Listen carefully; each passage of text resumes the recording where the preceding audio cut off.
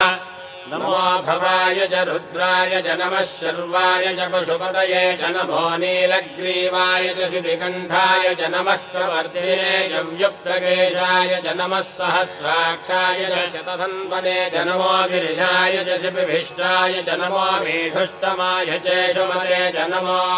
ह्रस्वाय च वामनाय च नमो बृहते च वर्षीयसे च नमो वृद्धाय च संवृद्धने च नमो अग्र्याय च प्रथमाय च नमः आशवे च जिराय च नमः शीघ्रियाय च शीभ्याय च नमः ऊन्याय च वस्वन्याय च नमः स्रोतस्याय च दीप्याय च नमो